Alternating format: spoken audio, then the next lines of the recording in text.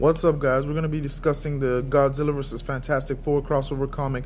I'm a little late to the party, but better late than never, I guess. This is a crossover initiative, and it's similar to what DC did in Justice League vs. Godzilla and Kong, I guess. But they used the monster vs. Godzilla there. Here, they're using the OG Toho version. This is all meant to culminate into, I think, Godzilla destroys the Marvel Universe, and that's going to be exciting to watch. So I'm going to be following this story. I'm going to be covering all the story as much as possible. We'll drop more videos on it later today, though. Let's just get into it. So the story starts with Godzilla making his way towards New York.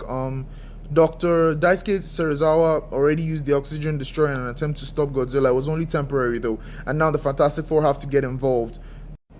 And they do, because the Fantastic Four they aren't no slouches, but they very quickly realize they're in way over their heads, and so they have to freaking retreat. But Godzilla follows and finally gets to New York, and so they have to concoct a plan where they basically electrocute him using the entirety of the Baxter building, which for some reason knocks Godzilla out, albeit temporarily. But problems are still abound. Guess who turns up next? That's right, just when they think they've solved the problem, freaking King Ghidorah shows up from nowhere. And this isn't just regular King Ghidorah, because apparently here he's rocking the power cosmic. He comes in as a herald of Galactus, and the Silver Surfer comes in and fills them on how this essentially happened. Galactus took him in because he saw the raw power Ghidorah already had. And as it stands, Silver Surfer even confirms that he cannot defeat Ghidorah, but he knows someone who might be if he could lend the power cosmic essentially to him.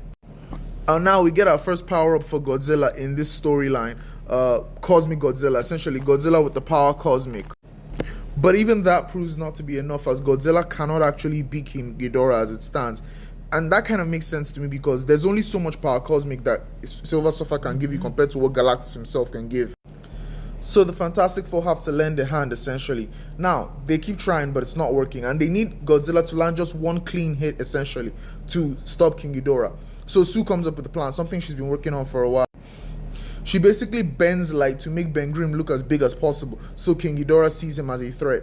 Now, obviously it's light, it's not really physical. King Ghidorah takes the bait, and your boy Godzilla finally expels all the power cosmic from King Ghidorah, upon which he transfers it all back to, I guess, Silver Surfer, and the day is saved, essentially. But we hear that there might be trouble still brewing, because Galactus is not going to be happy that his new herald just lost. And so Reed teases that we might get a meeting between Galactus and Godzilla later on. Yeah, I have to keep following this story. I'll release the next part in a couple hours. Stay tuned for that.